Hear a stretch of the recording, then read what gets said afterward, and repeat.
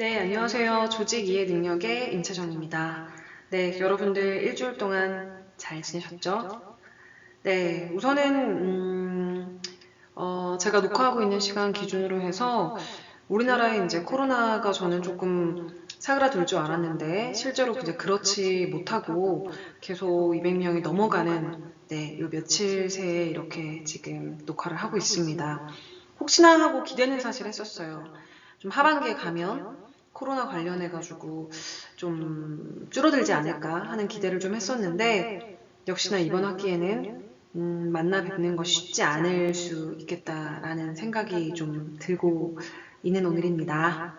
네. 오늘은 그 조직 문화의 특징에 대해서 학습하는 날이고요. 사람들이 있는 곳에는 항상 이제 문화가 형성이 되죠. 사람들은 이제 내가 속한 문화에 따라서 생각하기도 하고 행동하기도 하고 이런 특징을 좀 가지고 있는데요.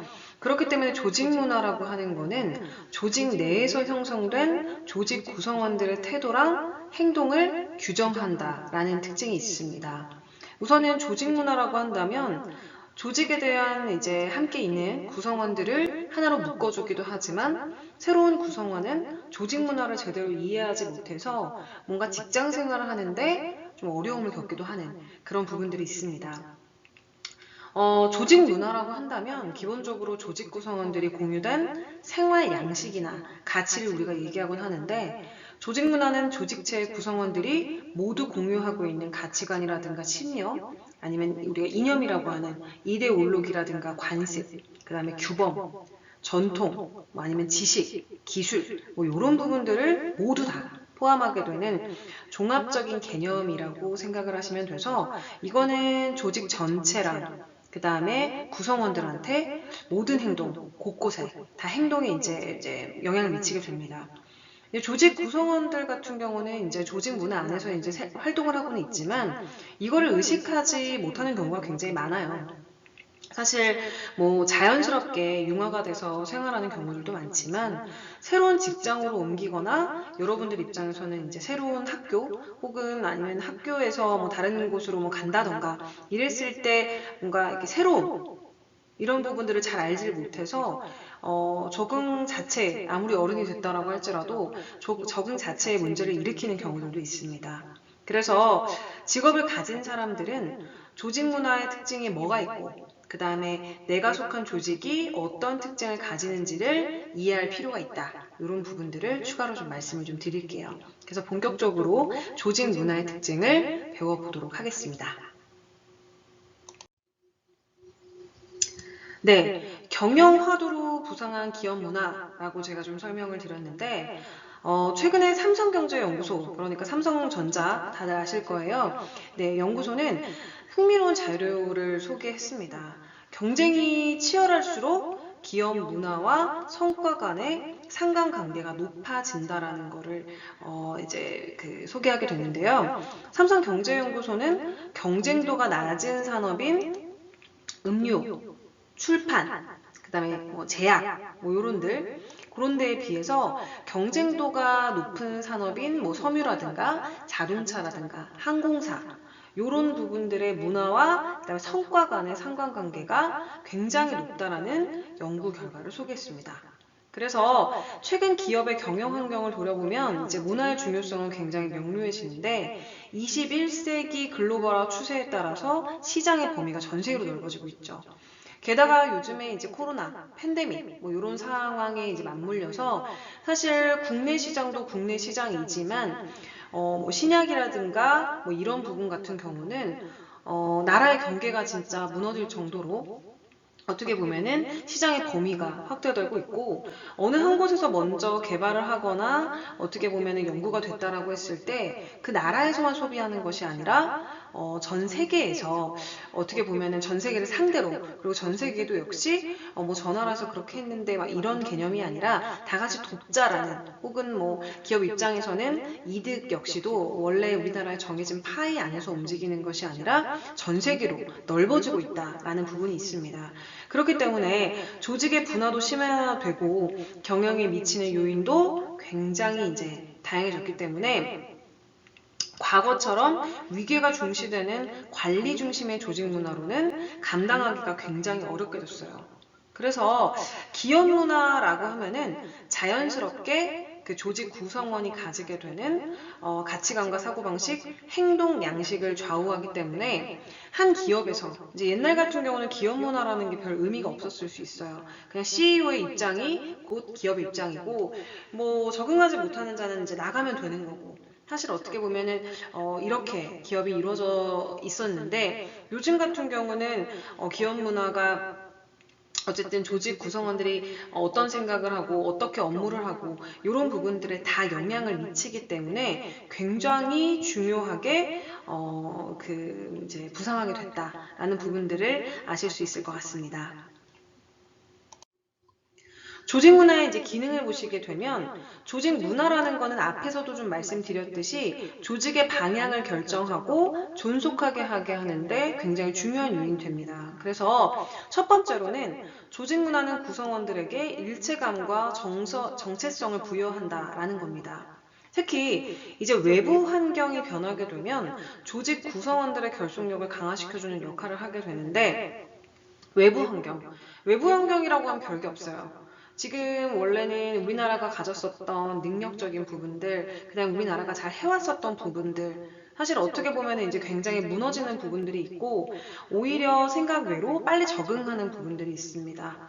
이제 무너지게 된다라는 부분들은 뭐 그렇다고 할지라도, 사실 어떻게 보면 이런 코로나 사태라든가 팬데믹 사태가 오게 되면서 굉장히 이제 부상하게 됐던 부분이 있어요. 그러니까 약간 조직 문화랑은 조금 벗어난 부분일 수 있지만, 우리나라가 사실 그 전까지는 뭐 IT 강국, 그러니까 지금도 역시 마찬가지지만 그렇게 뭐 IT 강국이다, 뭐 이게 빠르다, 저게 빠르다 했지만 실질적으로 나는 우리나라의 대부분의 것들을 체험하기 때문에 다른 나라랑 비교해서 우리나라가 뭐 그렇게 강국인가, 그렇게 빠른가 이렇게 생각했을 수 있어요.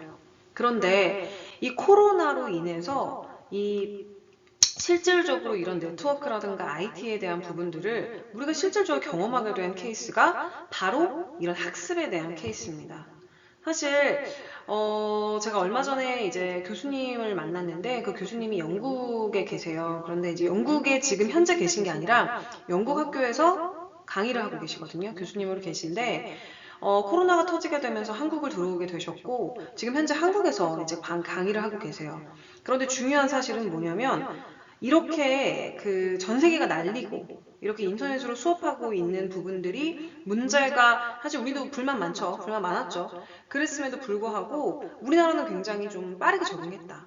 그 전까지는 어떻게 보면 구전으로만 전해졌었던 IT 강국이고 네트워크에 대한 발달 뭐 이런 부분들이 구전으로만 좀 전해졌었다라고 하면 이런 상황에 굉장히 정말 특이점을 보이면서 잘 적응하는 부분들을 보여주면서 어떻게 보면 실질적으로 우리가 얼마나 이 부분이 발전된 나라인지 경험하게 되고 체험하게 된 것이죠.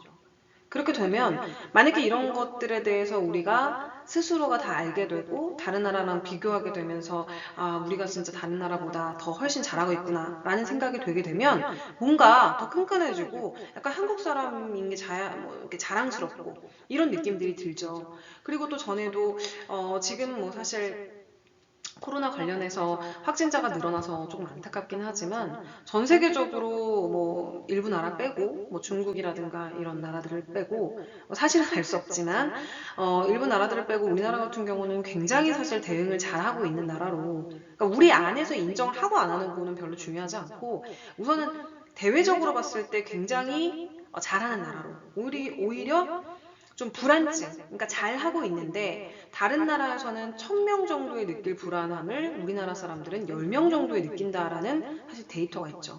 그러니까 우리나라 사람들은 워낙 이 부분에 대해서 예민하고 그렇다고 해서 우리나라가 되게 작냐, 인구가 계속 굉장히 적냐라고 하기에는 유럽의 대부분의 국가들이 우리나라와 비슷한 인구를 가지고 있는 나라, 대부분은 아니지만 많은 국가들이 이제 그렇게 되고 있고, 뭐 이탈리아라든가 이런 나라 같은 경우는 우리나라보다 전체적인 인구수가 굉장히 적은데도 불구하고 그 확진자의 숫자라든가 뭐 사망자의 숫자가 굉장히 많죠.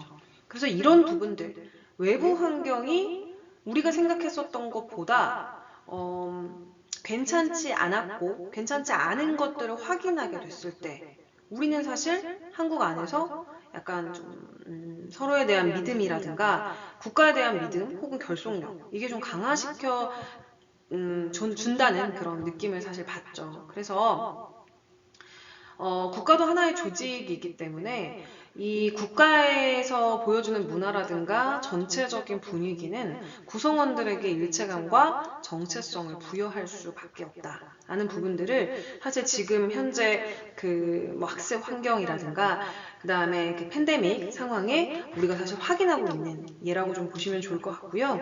그 다음에 조직 문화는 조직 몰입을 높여줍니다. 조직 구성원들은 조직의 소속감을 느끼고 조직의 목표를 달성하기 위해서 내 능력하고 노력을 이제 기울이게 된다라는 부분들인데 조직 문화가 없다라고 해도 사실 전에 돈을 위한 일, 정말 일을 하면 돈을 벌게 되니까 그렇게 됐기 때문에 우리가 잘 살았는데 그렇지만 그 안에서 또 조직 문화가 있게 되면 뭔가 제2의 내가 일을 해야 될 그런 가치를 느끼게 된다는 거예요. 돈 외에 내가 뭔가 속해져 있다는 소속감 자체를 느끼기 때문에 사람들 중에서 그렇지 않은 사람들도 있죠. 내가 소속감을 느끼는 것이 별로 중요하지 않다라고 생각하시는 분들도 있으시겠지만 실질적으로 소속감은 사람에게 심리적인 안정감을 주게 되고 그곳에 내가 뭔가 조금 더 잘해야겠다라는 느낌을 주는 것은 이미 연구적으로 나와 있는 부분이기 때문에 조직 문화가 조직 몰입을 높여준다라는 것은 사실 너무나 당연한 얘기인 것을 아실 수 있겠습니다. 그 다음에 세 번째로 조직 문화는 구성원들의 행동 지침으로 작용하게 됩니다. 조직 문화는 구성원의 사고방식하고 행동 양식을 규정해서 구성원들은 조직에서 해오던 방식대로 업무를 처리하게 되는데 이는 조직 문화가 구성원을 조직에 적응하도록 사회화하고 일탈적인 행동을 통제하는 기능을 하게 됩니다. 그리고 조직 문화는 조직의 안정성을 가지고 오죠. 그래서 많은 조직들이 그 조직만의 독특한 조직 문화를 가져가기도 하는 거예요. 왜냐하면 비슷한 저 회사도 우리 회사랑 조직 문화가 비슷하고 이 회사도 우리 회사랑 조직 문화가 비슷하다라고 한다면 뭔가 소속감이라든가 안정감을 느끼기가 쉽지 않을 텐데 어쨌든 독특한 부분이 있다라고 하면 뭔가 조직의 안정성을 가져올 수 있겠죠. 그렇지만 중요한 것은 너무 조직 문화가 강해졌을 때 다양한 조직 구성원들의 의견을 받아들일 수 없거나 조직이 뭔가 변화해야 될 뭐 이런 부분들의 문제가 생기기도 한다라는 건 조직 문화의 단점으로 꼽힐 수밖에 없겠죠. 네, 조직 문화의 구성 요소를 좀 볼게요. 조직 문화가 어떻게 구성되는지를 이해를 하게 되면 조직 문화를 좀 구체적으로 이해하는 데 도움이 될 겁니다.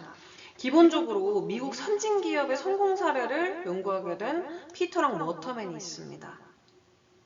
네, In Search of Excellence에서 우선은 세븐S 모형을 통해서 조직 문화의 구성 요소랑 이들의 상호작용을 개념화했다라는 부분들을 좀 말씀을 드리고 싶은데요. 이는 세계적인 기업인 맥킨지, 저는 사실 요거에 대해서 논문을 쓰기도 했었어요. 맥킨지의 7S 모형에 관련돼서 논문을 쓰기도 했었는데 어쨌든 맥킨지에 의해서 개발된 것이기 때문에 이거는 조직 문화를 구성하고 있는 7S에 대해서 좀 설명을 좀 우선 드려야 될 것 같아요. 우선 7S에 대해서 지금 밑에 좀 그림이 나와져 있죠? 7S. 이거 왜 중요하냐면, 과제가 있습니다. 네, 과제가 있어서 제가 이제 7S에 대해서 좀 말씀을 좀 드리려고 하는데, 7S는 지금 공유 가치, 그 다음에 두 번째는 리더십 스타일, 세 번째는 구성원, 그 다음에 네 번째는 시스템, 그 다음에 다섯 번째는 구조, 그 다음에 전략, 관리 기술, 요거를 얘기를 해요. 7S라고 한다면. 그래서 앞쪽에 S를 따서 이거를 7S라고 얘기를 하고 있습니다. 그래서 7S 중에서 그 공유 가치, 가운데는 공유 가치는 무슨 얘기냐면 조직 구성원들의 행동이나 사고를 특정 방향으로 이끌어가는 원칙이나 기준을 말해요. 그쵸? 특정 방향으로. 어디로 함께 가자. 이렇게 말하는 것을 우리가 공유 가치라고 얘기를 합니다. 그리고 두 번째로 리더십 스타일. 리더십 스타일 같은 경우는 구성원들을 이끌어 나가는 리더의 전반적인 조직관리 스타일이에요. 그래서 어떤 리더는 정말 무대뽀로 가자 이렇게 하는 뭐 리더가 있을 수 있고, 어떤 리더 같은 경우는 뭔가 뭐 친밀성을 굉장히 중요하는 리더가 있을 수 있고, 어떤 리더 같은 경우는 조직 구성원들 개개인의 뭔가 각자의 사정을 굉장히 중요하게 생각하는 리더가 있을 수 있고, 그렇기 때문에 리더십 스타일 같은 경우는 말 그대로 리더의 전반적인 그런 조직 스타일이라고 보시면 좋을 것 같고요. 그 다음에 구성원, 스텝이죠, 스텝. 구성원 같은 경우는 조직의 인력 구성, 그 다음에 구성원들의 능력하고 전문성, 그 다음에 가치관하고 신념, 욕구라든가 뭐 동기, 그 다음에 지각과 태도, 그 다음에 그 사람들이 어떻게 행동하고 활동하게 되는 그런 여러 가지 패턴, 이런 부분들을 의미를 합니다. 그래서 그 스태프들이 어떠한 성향을 가지고 어떻게 업무를 하고 어떻게 조직 안에서 행동하냐, 이런 부분들이 이제 스텝에 포함이 될 것 같고요. 그 다음에 시스템 같은 경우는 조직 운영할 때 의사 결정하는 거, 그 다음에 일상 운영할 때 틀이 되는 각종 시스템을 얘기를 합니다. 그래서 시스템이라고 한다면 조직을 운영할 때 여러 가지 틀이 있을 수 있어요. 여러 가지 틀이 있을 수 있는데, 여러 가지 뭐 전략적인 부분들도 물론 이제 일부 포함이 되겠죠. 그 다음에 이제 돌아가게 되는 여러 가지 뭐 어떤 상황에 맞춰가지고 A를 선택하는 거, B를 선택하는 거를 결정할 수 있는 여러 가지 뭔가 틀 같은 거 있죠? 그런 부분들을 우리가 시스템이라고 생각을 하시면 좋을 것 같고요. 그 다음에 스트럭처죠. 구조는 조직의 전략을 수행할 때 필요한 틀로서 구성원의 역할과 그 다음에 뭐 그들 간의 상호관계, 지배하게 되는 공식 요소를 얘기하게 됩니다. 그래서 시스템하고는 조금 다른 게, 시스템에서는 일상 운영, 그렇죠? 의사결정이라든가 일상 운영이 되는 틀을 말하는 것이고, 여기서는 조직 전략을 수행할 때 말하는 틀을 얘기합니다. 그래서 각자의 틀이 좀 다르겠죠? 그래서 스트럭처 같은 경우는 그렇게 좀 이해를 하시면 좋을 것 같고, 전략이라고 한다면 조직의 장기적인 목적하고 계획, 그 다음에 이거를 달성하기 위한 행동 지침을 얘기하죠. 그래서 제가 전략에 대한 얘기들은 많이 얘기를 했었는데, 똑같이 뭐 산을 올라가는데 왜 올라가는 거고, 왜 그렇게 가는지, 어떻게 갈 건지, 뭐 이런 부분들이라고 말씀드렸죠. 그 다음에 이제 기술, 스킬이죠. 스킬이라고 하는 거는 하드웨어를 포함해서 이거를 이제 사용하게 되는 소프트웨어 기술을 다 포함하게 되는 요소를 우리가 이제 스킬이라고 얘기합니다. 그래서 지금 여기서 보시는 것처럼 조직 문화라고 하는 부분들은 이 7가지가 어쨌든 다양하게 이렇게 밀접한 관계를 가지면서 조직의 주된 특성을 형성하는 데 도움을 준다라는 겁니다.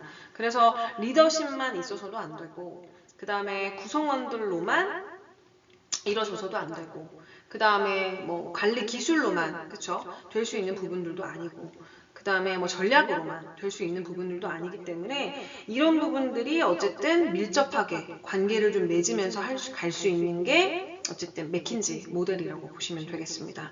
조직 문화가 생각보다 단순하지가 않은 부분들인 거죠. 산업시대 조직은 허물고 직원의 지적 역량 키워라. 네, 이것도 역시 맥킨지에 관련된 거에 이제 연장해서 말씀을 좀 드리는데, 맥킨지의 컨설턴트들이 펴낸 직원의 저력을 움직여라, 이라는 게 있어요.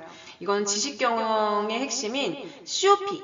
그러니까 이거는 이제 학습 공동체라고 얘기하는데, 이거를 활성화할 거를 촉구하고 있습니다. 이건 뭐냐면, 자본이 아닌 직원이 가지고 있는 역량, 그러니까 지적인 역량을 극대화할 때 기업의 성과가 높아진다라고 분석하고 있습니다. 그러니까 뽑고 그냥 놔두고 일만 시키는 것이 아니라 직원이 이 지력, 그러니까 머릿속에 가지고 있는 기본적인 그 기능, 지능 자체를 뭔가 극대화할 수 있도록 서포트를 해줘야 된다라는 부분입니다. 그래서 이 책의 저자인 로웰 이제 브라이언 맥킨지 뉴욕 사무소 디렉터랑 그 다음에 클라우디아 뉴욕 사무소 파트너가 그 디지털 시대 기업은 직원들끼리 직무에 필요한 지식을 공유할 수 있도록 비공식 네트워크 체제를 구축해서 이 네트워크가 경쟁력을 발휘할 수 있도록 하라고 권고를 하고 있다라는 부분입니다. 그래서 실질적인 가치는 지식을 관리하는 것보다 직원들이 지식을 창출하고 효율적으로 교류할 수 있는 데서 이제 탄생하기 때문에 어쨌든 가치에 대해서 극대화시키려고 한다면 직원들에 대해서 좀 치열업을 해서 그들의 역량을 뭔가 극대화시키는 것을 그러니까 극대화시켜서 이제 끌어당겨서 올리는 것이 기업 성과에 굉장히 도움이 되기 때문에 이 부분에 좀 주목하자 이렇게 생각을 좀 하시면 되겠습니다. 우선은 조직 체제 안에는 이제 집단이라는 게 있죠. 그래서 집단은 조직 구성원들 이제 몇 명이 모여서, 그러니까 최소한 2명 이상이 모이게 돼서 일정한 상호작용의 체제를 이루게 될 때 이제 집단이라는 게 형성이 된다라고 전에도 말씀을 좀 드렸었는데, 하나의 대규모 조직이라는 것은 어쨌든 집단이라는 하위 체제로 구분이 될 수 있습니다. 그래서 우리가 직장을 가지거나 직업인이 됐을 때 내가 속한 집단에서 소속감을 좀 느끼고 그 다음에 필요한 정보도 획득하고 그 다음에 인간관계를 확장하는 뭐 이런 부분에 대한 요구를 충족을 좀 할 수 있는데, 요즘 같은 경우는 전에도 말씀드렸었지만 수직적, 수평적 이런 부분들에 대한 장벽을 좀 허물고 뭔가 좀 자율적인 환경 안에서 인적 자원을 효율적으로 활용하게 되고 그 다음 내부의 유연성을 강화하기 위한 조직 형태인 팀에 대한 관심이 굉장히 높아지고 있습니다. 그래서 조직에 대한 구조를 어느 정도 유지를 하더라도 각 팀에서 어떤 뭔가 특별한 부분에 대해서 필요하다라고 했을 때 좀 이렇게 뽑아가지고 팀제를 만들어가지고 한번 이렇게 TFT로 돌려보는 형식으로 많이 실험을 하고 있어요. 저는 사실 이런 팀제로 가거나 외국에 뭐 굉장히 다양한 그런 조직 구조가 좋다고 해서 우리나라에서 굉장히 많은 기업에서 그런 여러 가지 그 다양한 조직 구조를 들였었는데, 우리나라는 사실 실질적으로 거의 대부분의 그 조직 구조를 실패했습니다. 그런데 이것도 역시 실패해서 우리나라가 조직 구조가 잘못됐다라고 말하기에는 조금 쉽지 않을 것 같고요. 이거는 어떻게 보면 우리나라의 전체적인 정서적인 부분이라든가 뭐 산업적인 부분들도 다 판단을 해야 될 필요성이 있습니다. 무조건적으로 뭐 좋아 보이는 그런 조직 구조라도 그 상황이라든가 환경에 맞지 않으면 사실 뭐 내 옷을 입은 것이 아니기 때문에 실패할 수 있죠. 그래서 진짜로 이 새로운 조직 구조라든가 이런 부분들이 왜 실패를 했냐에 대해서는 정말로 문제가 있어서 그 조직 구조 자체가 문제가 있느냐 이런 것도 다 판단을 해봐야 되고, 아니면 조직 구조에 대해서는 괜찮은데 정말 우리나라에 뭐 산업이 문제가 있느냐 이런 거를 좀 깊게 판단해서 객관적으로 좀 생각할 필요가 있죠. 네, 그 부분을 좀 말씀드리고 집단의 유형을 좀 볼게요. 조직 내 집단이라고 하면은 전에도 말씀드렸지만 이제 공식적인 집단하고 비공식적인 집단으로 구분을 할 수가 있습니다. 공식적인 집단은 공식적인 목표를 추구하기 위해서 조직에서 이제 우리가 의도적으로 만든 집단을 공식적인 집단이라고 얘기를 하죠. 그래서 공식적인 집단의 목표라든가 임무는 비교적 명확하게 구분되어 있고 여기에 참여를 하게 되는 구성원도 인위적으로 결정되는 경우가 많습니다. 그래서 공식적 집단 같은 경우는 우리가 팀을 예를 들어서 이런 부분들을 말씀드렸었지만 어쨌든 회사 안에서 업무를 하기 위해서 모이게 된 집단이 공식적인 집단이라고 생각을 하시면 된다고 했죠. 그리고 두 번째는 비공식적인 집단. 이건 자발적으로 형성된 집단이잖아요. 그렇죠? 그렇기 때문에 공식적인 업무 수행 이외에 다양한 요구들에 의해서 이루어지게 되는데, 예를 들어서 이제 업무 수행 능력 향상을 위해서 뭐 자발적으로 스터디 모임이 있어. 만약에 이제 뭐 우리가 자발적으로 회사 안에서 뭐 탭스를 배울 거야. 아니면 스피킹을 할 거야. 같이 자발적으로. 누가 시키진 않았지만 그냥 업무적으로 필요하다고 생각해서 자발적으로 모이게 되는 거. 그 다음에 봉사활동. 그 다음에 뭐 친목회. 이런 부분들이 여러 집단의 유형 중에, 그러니까 비공식적인 집단의 유형 중에 포함이 될 수 있겠죠. 집단 간의 관계를 보실게요. 집단 간의 이제 조직 안에는 다양한 집단이 존재하기 때문에 이제 경쟁이 발생할 수도 당연히 있겠죠. 그래서 집단 간의 그런 경쟁이 왜 일어나냐? 이거는 기본적으로 아시겠지만 이제 정해져 있잖아요. 파이 자체가 정해져 있단 말이에요. 그렇기 때문에 이 안에서 더 많이 가지려고 하거나 서로 상반되는 목표를 추구하기 때문에 당연히 경쟁이 발생할 수밖에 없는 거예요. 그렇죠? 그래서 집단 간의 경쟁이 일어나게 되면 집단 내부에서는 응집성이 강화되고 집단의 활동이 이제 조직화되기도 하지만 집단 간의 경쟁이 과열되게 되면 공통된 목적을 추구하는 조직 내에서 집단 간 갈등이 굉장히 이제 무의미해질 수 있어요. 예를 들면 낭비, 그리고 업무를 방해한다든가 아니면 서로 이런 상황들이 있다 보니까 능률 자체가 일어나지 않는 비능률 이런 부분들이 생기게 되고요.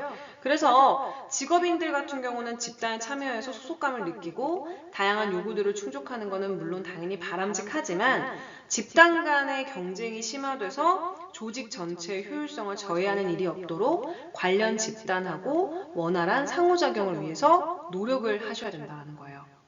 그래서 당연히 이제 조직의 여러 가지 목적이라든가 상황적인 부분들을 잘 헤쳐나가기 위해서는 어느 정도 적당한 경쟁은 당연히 필요하죠. 그런데 서로의 그쵸 문제 진짜 말 그대로 그 공통된 목적을 뭐 완수하지 못할 정도의 문제가 생긴다라고 하면 집단 간의 경쟁은 굉장히 무의미할 수밖에 없다라는 거예요. 그래서 그런 부분들을 기억을 해 놓으셔야겠죠. 네, 팀에 대해서 제가 성공에 대한 부분이라든가 이제 실패에 대한 부분들 뭐 있다, 없다 앞에서 좀 말씀을 드렸는데 팀의 역할하고 성공 조건에 대해서 좀 볼게요. 팀이라고 한다면 구성원들이 공동의 목표를 성취하기 위해서 서로 기술을 공유하고 공동으로 책임을 지는 집단이 바로 팀이겠죠. 그렇죠? 그래서 팀은 다른 집단에 비해서 구성원들의 개인적인 기여를 강조하고 개인적인 책임뿐만 아니라 상호 공동 책임을 중요시하고 공동 목표의 추구를 위해서 헌신해야 된다는 의식을 공유하게 되는 게 팀입니다. 그리고 다른 집단하고 비교해서 팀에서는 항상 자율성을 가지고 스스로 관리하는 경향도 있고요.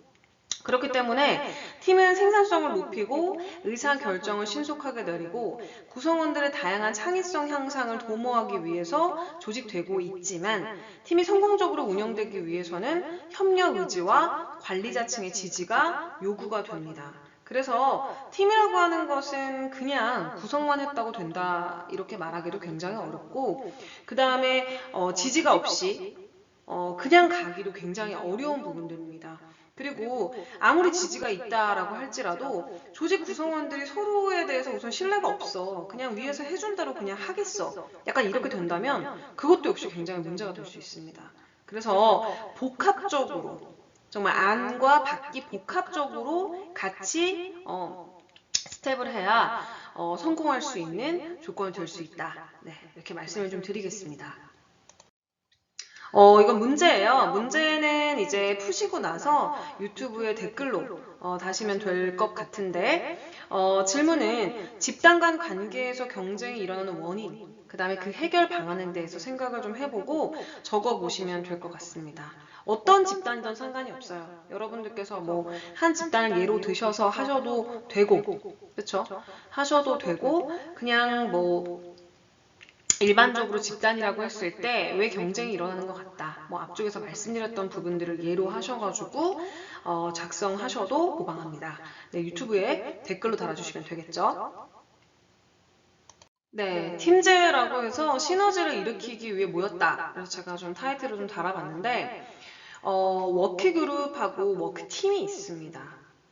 그러니까 직무 그룹하고 직무 팀이 다르다라는 부분들을 좀 말씀을 좀 드리고 싶은데 여기서 말하는 직무 그룹, 그다음에 직무팀 이런 부분들에 대해서 제가 좀 설명을 드릴 건데 최근에 이제 가장 보수적인 조직이라고 할 수 있는 이제 공무원 조직, 저번에도 이제 공무원 조직을 잠깐 설명을 좀 드렸었는데 공무원 조직에서 그 팀제를 도입하겠다라는 뉴스들이 굉장히 많이 쏟아지고 있습니다. 그래서 공무원 연공서열이라고 하는데 그 연공서열 순서대로 승진하고 이제 엄격한 부서 구분에 따라서 이제 임무만 잘 수행했으면 되는 관료 조직에 굉장한 변화를 가지고 오는 거죠. 그래서 아직도 이제 연공서열에 맞춰가지고 조직이 되어 있는 곳도 있지만 정부 기관 중에서 이제 공무원 그룹 중에서 몇 군데는 사실 이제 팀제로 가게 되면서 이제 많은 변화가 오게 되고요. 가끔 이렇게 또 다시 그러니까 우리도 이제 팀제로 가게 된다 이런 뉴스가 쏟아지고 있습니다. 그래서 팀제 도입이라고 하는 거는 민간 기업에서는 굉장히 오래전부터 있었던 일이에요. 그렇죠? 그렇지만 제가 아까도 말씀드렸듯이 실패를 했던 경험도 많고 성공은 사실 팀제는 그래도 좀 있어요. 그러니까 조직 구조 같은 경우는 실패한 경험들이 좀 있는데 팀제 같은 경우는 좀 성공한 경우들이 좀 있습니다.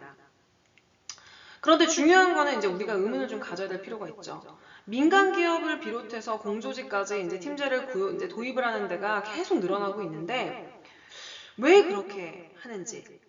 그리고 팀제 도입이 진짜로 그런 실제적으로 퍼포먼스의 향상이라든가 직무 만족도로 이어지는지 생각을 해야 될 필요성이 있다라는 거죠.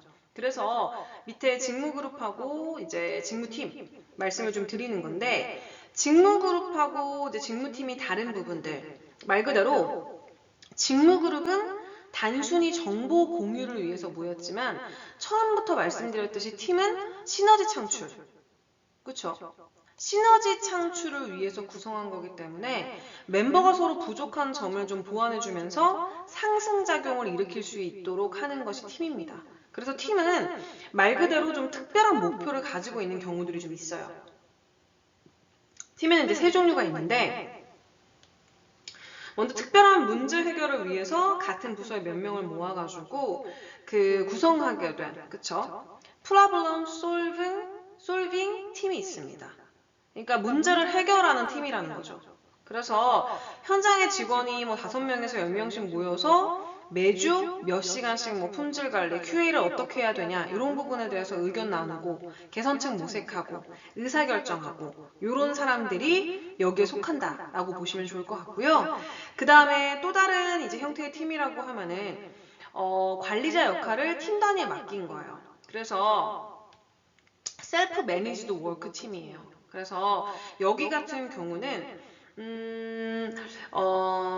자가경영 직무팀이라고 보통 우리가 얘기를 하고 있는데 이곳 같은 경우는 직무 관련해서 일상적인 의사결정도 하고 그 다음에 예산 집행, 그 다음에 인사권까지 받아서 관리자의 역할을 좀 대체하는 팀이라고 보시면 되고 그 다음에 이제 팀 중에서 이제 어떻게 보면 가장 조직에서 좀 흔하게 볼 수 있는 태스크포스, 그러니까 TFT 들어보신 적 있으시죠? TFT의 약자가 태스크포스 팀이라는 거예요. 그래서 태스크포스나 아니면 위원회처럼 특별한 직무를 뭔가 이제 그 회사에 갑자기 중요하게 생긴 미션이 있을 수도 있고 뭔가 여러 가지가 있을 수 있잖아요. 그런 부분들을 좀 완수하기 위해서 이제 각자 다양한 부서에서 멤버를 착출해서 뭔가 구성하게 되는 그런 팀들도 있다라는 부분들을 말씀드릴게요. 그래서 보통은 이제 뭐 크로스 펑셔널 팀이라고는 잘 안 하고 이런 팀들을 위에 나와져 있는 대로 태스크포스 팀이라고 보통 얘기를 해요. 사실 이거는 뭐 그러니까 실제로 당연히 쓰는 곳들도 있지만 보통은 특별한 직무를 완수하려고 다양한 부서에서 만약에 착출을 한다라고 하면은 보통은 이제 TFT라고 얘기를 하게 되죠. 그래서 그렇게 좀 생각을 하시면 좋을 것 같고 그렇다고 한다면 팀제가 과연 효과적이냐 요거를 좀 생각해 볼 필요가 있습니다. 우선은 최근 들어서 팀제가 되게 유행을 했던 이유는 그 환경이 급변하기 때문에 좀 플렉서블한 조직이 좀 필요하다라는 그런 여러 가지 요구가 있고 니즈가 있기 때문이에요. 그리고 이제 업무의 성격이라는 것도 굉장히 복잡해지고 있기 때문에 한 부서에서만 처리하는 게 굉장히 이제 좀 곤란하다. 이런 부분들도 확산의 이유라고 좀 보시면 되고 그리고 이제 팀제를 도입을 하게 되면서 부서의 장벽을 넘잖아요.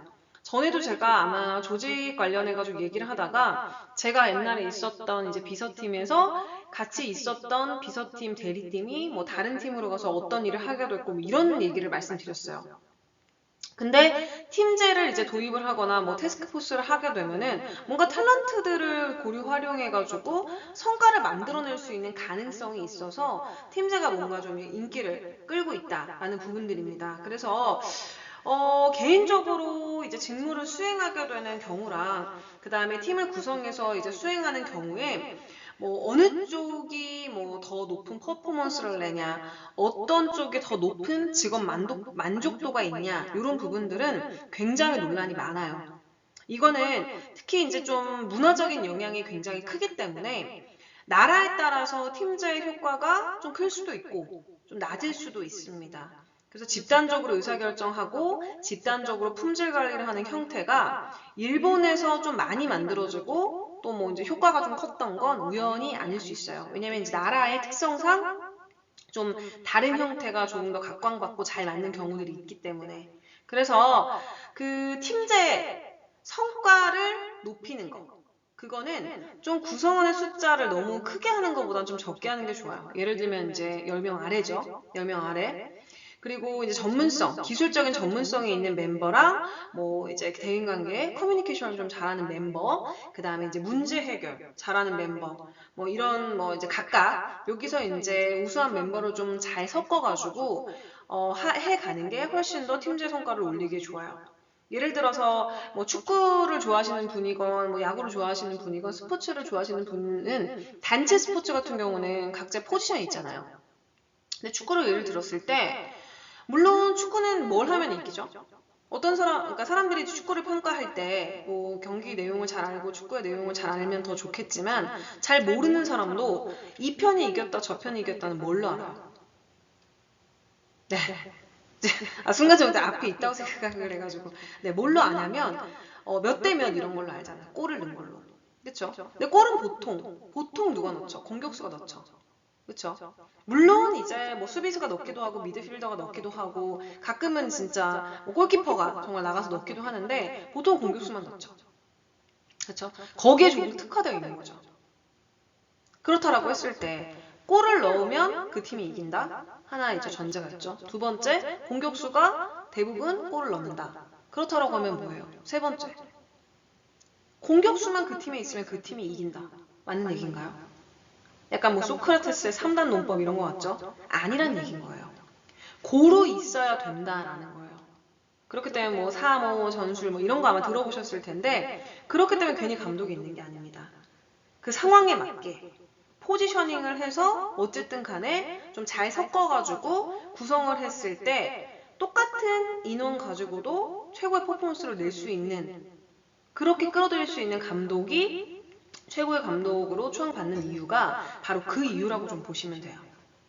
그래서 어쨌든 뭐 이 외에도 의미 있는 비전을 갖게 하는 거 아니면 구체적인 목표를 좀 설정하는 거 그 다음에 뭐 개인적인 보상뿐만 아니라 그룹에 대해서 이제 이런 뭐 이제 팀제로 했었을 때 퍼포먼스를 내게 되면 그거에 맞춰서도 뭔가 보상을 마련하는 거.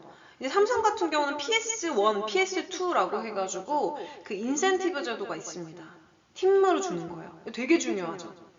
그러면은 팀의 성과가 당연히 올라갈 수밖에 없겠죠. 그런데 중요한 거는 문제가 있어요. 문제. 이 문제는 뭐냐면 멤버 개인이 갖는 거부감이에요. 그래서 모든 사람이 다 팀 플레이어는 아니기 때문에 어떤 사람은 좀 혼자서 일하는 게 편할 수 있고 어떤 사람은 그냥 원래 했었던 환경 안에서 하는 게 편할 수 있어요. 그렇죠? 그래서 홀로 일할 때 훨씬 더 큰 성과를 내는 주도적인 그런 주도적인 그런 멤버들 있잖아요. 그런 멤버들은 의사결정이 오래 걸리고 다른 사람들의 이제 인간관계가 좀 쉽지 않을 수 있잖아요. 혼자 일하는 게 편한 사람들은 그러면은 내가 능력을 내보이는데 쓸데없는 데다가 잘하는 거 하나에만 좀 쏟으면 되는데 그냥 혼자 놔두면 잘하는 사람을 괜히 팀에다 집어넣어가지고 정말 말 그대로 그 막 인간관계까지 하는 거에 막 그 신경을 쏟게 하면 이제 말 그대로 좀 잘못될 수 있는 거예요. 물론 이제 사회생활 잘하고 다른 사람들하고 잘 엮이는 사람들이야 뭐 그게 뭐 힘드나 그렇게 생각을 하실 수 있겠지만 뭐 그렇지 않을 수 있다는 얘기인 거예요. 무슨 얘기인지 아시겠죠? 그리고 많은 경우에는 이제 무임승차자가 있을 수 있죠. 제가 사실 뭐 믿지 못하는 것은 아니지만 저도 어릴 때 이제 학교를 다니면서 수많은 그런 팀플을 했을 거 아니에요, 그쵸? 저는 개인적으로 팀플을 그렇게 많이 좋아하지 않아요. 그러다 보니까 저의 그 뭐라고 해야 되죠? 저의 과거의 경험에 빗대서 저도 그러는 것 같은데 꼭 저는 지금 비대면 수업이어서 팀플을 안 한다기보다는 비대면으로 해도 충분히 팀플을 할 수 있어요. 할 수 있어요. 그거는 뭐 불가능한 것은 아니에요. 그런데 팀플 같은 경우는 이제 보편적으로 말했을 때 무임승차자가 보통 있습니다. 그쵸? 난 노력하지 않으려고 하면서 다른 팀원한테 기대면서 가려고 하는 사람들이 나타나기 때문에 뭔가 감정적인 부분이 생기기도 하고 그 다음에 시너지 대신 그 퍼포먼스가 떨어질 수도 있어요. 그쵸? 그래서 아마 적지 않게 이런 경험들은 다들 아마 어릴 때부터 해보셨을 거라고 생각해요. 그런데 사실 무조건적으로 혼자 하는 게 좋은 것만은 아니에요. 팀에서 활동을 할 수 있을 땐 하는 능력도 굉장히 중요해요. 그래서 저는 이제 개인적으로 제가 가진 역량 중에서 그 팀으로 뭔가 하는 것에 대한 이제 불신이 좀 많아서 그 부분에 대한 역량이 개인적으로 좀 부족하다고는 생각하고 있습니다. 그런데 어쨌든 간에 혼자 하면은 잘하는데 굳이 문제가 생길 수도 있다라는 것이 만약에 전제가 된다면 꼭 그렇게 팀으로만 가는 것이 능사일까? 이런 생각이 사실 듭니다. 그래서 또 이런 경우도 또 있을 수 있고, 그리고 조직 내에 이제 상명하복 문화가 강하거나 기존의 이제 보상 체계가 개개인의 퍼포먼스에 기반해가지고 오랫동안 유지가 되면 팀 내 도입에 또 실패를 또 할 수도 있습니다. 그렇기 때문에 이제 팀을 구성하게 될 때는 가급적 팀 플레이에 좀 익숙한 사람들이 있어요. 네, 그런 사람들. 그 다음에 여러 사람들하고 일을 할 때 좀 퍼포먼스가 잘 나는 사람들 있습니다. 그리고 필요하다면은 트레이닝 통해서 여러 사람들하고 함께 성과를 나타내는 것의 즐거움에 이제 뭐 그런 기회를 느끼게 되는 즐거움을 느끼게 되는 기회를 좀 제공 좀 하게 되고 개인적인 보상도 보상이지만 아까 제가 삼성전자의 PS1, PS2 네, 이런 개념처럼 뭔가 팀 차원에서도 좀 보상이 되는 것이 굉장히 좀 중요할 수 있겠다. 네, 말씀을 드릴게요. 네, 좀 정리를 좀 할게요. 조직 목표는 우리가 그때 앞에서도 말씀드렸듯이 조직이 달성하려는 이제 장래 상태죠. 그래서 모든 조직은 목표를 다 가지고 있습니다. 굉장히 중요하죠. 밑으로 또 이렇게 됐네요. 네, 조직의 목표는 미래지향적이지만 현재 조직 행동이 방향을 결정해주는 역할을 하고 조직 목표는 다수일 수 있고 이들 간에는 위계적인 관계가 있습니다. 그래서 이런 조직의 목표는 조직 전체의 성과, 그다음에 자원, 시장, 그렇죠, 인력 개발, 그다음에 혁신과 변화, 그다음에 생산성 측면에서 분류가 될 수 있다는 점. 그리고 직업인들은 자신에게 주어진 업무를 혼자서 수행할 수 없고 그 다음에 조직 구성원들하고 상호작용을 해야 된다라는 부분들도 말씀을 좀 드렸었어요. 그래서 조직 구조는 조직 내 부문 사이에 형성된 관계로 조직 목표를 달성하기 위한 조직 구성원들의 유형화된 상호작용하고 이에 영향을 미치는 매개체다. 이렇게 좀 생각을 하시면 되겠습니다. 그리고 세 번째는 직업인들의 조직 구조에는 조직의 전략, 그 다음에 규모, 기술, 환경, 뭐 이런 부분들이 영향을 미치겠죠. 그래서 이에 따라서 조직이 이제 구분이 되게 되고 조직 활동의 결과 조직 성과랑 만족을 가져오게 된다는 거 말씀을 좀 드렸었고 조직은 환경의 변화에 적절하게 대응하기 위해서 환경에 따라서 조직에 대한 구조가 달라지죠. 그래서 오늘날은 유기적인 조직이 적합하다는 점. 네, 기억하시죠? 그리고 직업인들은 조직 구성원으로서 생활 양식을 공유하게 되는데 이러한 조직 문화는 조직의 방향을 결정하고 존속하게 하고 그 다음에 조직 구성원들에게 일체감하고 정체성을 부여하죠. 그거는 뭘 향상시킨다 그랬어요? 조직 몰입을 향상시킨다고 했었죠. 그리고 직업인들은 조직 문화를 행동 지침으로 삼고 그 다음 조직의 안정성을 유지하게 되죠. 그래서 조직 문화는 공유 가치, 리더십, 스타일, 구성원, 시스템, 구조, 전략, 관리 기술로 이루어진다. 네, 그때 말씀드렸었어요. 그래서 이 부분 기억하시고, 그 다음에 직업인들은 조직 내 여러 집단에 이제 소속이 되게 되는데, 집단은 조직 구성원들 몇 명이 모여서 일정한 상호작용의 체제를 이룰 때 형성이 되게 되죠. 그래서 집단에는 아시겠지만 공식적, 비공식적 집단이 있게 되고, 경쟁이 과열되게 되면, 물론 경쟁이 어느 정도 있는 것은 좀 중요할 수 있지만, 경쟁이 과열되면 자원의 낭비, 비능률, 뭐 이런 부분들에 대한 문제를 초래할 수 있기 때문에 집단 간의 상호작용을 위해서 노력하셔야 된다는 거 말씀을 좀 드렸었죠. 그래서 요거 같은 경우는 과제예요. 네, 과제입니다. 그래서 우리가 이제 기말고사 전에 내셔야 되는 과제에 포함이 되는데, 요거 같은 경우는 저희가 12월 네, 12월 2일까지 제출하시면 돼요. 12월 2일까지. 12월 2일은 이제 수요일이에요. 수요일이고, 그날 몇 시까지 제출하셔야 되는지는 제가 과제방에다가 이제 시간을 놔둘 건데, 보통은 제가 이제 그날 밤까지죠. 11시 59분까지 해가지고 말씀을 드리니까, 뭐, 과제 기간은 굉장히 넉넉할 거라고 보고, 과제는 보통 아시겠지만 A4 용지 한 장, 그쵸? 기억나시죠? 그래서 원래 1학기 때 하셨던 대로 그대로 하시면 됩니다. 그래서 문제는 뭐냐면, 조직마다 다양한 조직 문화가 있어요. 네. 그래서 내가 속한 조직의 문화는 어떤 특성을 가지는지 알아보자 라고 했는데, 내가 속한 조직, 여러분들이 속한 조직은 제가 모르죠. 그렇죠? 근데 그 조직이라고 하는 건 아주 많은 게 있어요. 나라가 될 수도 있어요. 그렇죠? 학교가 될 수도 있어요. 동아리가 될 수도 있어요. 그리고 가족이 될 수도 있어요. 자기 선택할 수 있는 겁니다. 만약에 이미 직업이 있거나 그러신 분들 같은 경우는 그게 내 조직 문화가 될 수도 있습니다. 그래서 조직 문화라고 하는 거는 여러분들이 결정하시면 돼요. 그래서 그게 어떤 특성을 가지는지 알아보는데, 서술을 지금까지 했다라고 하면은, 지금 요번 거 같은 경우는 맥킨지 7S 모형 앞에서 말씀드렸었잖아요. 그래서 그거를 모형을 통해서 제가 정리를 했었는데, 그거를 조사해서 하는 거예요. 그래서 제가 틀은 뒤에 있어요. 틀은 여기 있죠. 그래서 맥킨지 7S 모형을 통해서 조직 문화의 구성 요소별 특징을 정리하는 것이 과제입니다. 그래서 그냥 이 틀 그대로 갖다 쓰셔가지고 한 페이지에서 하셔도 돼요.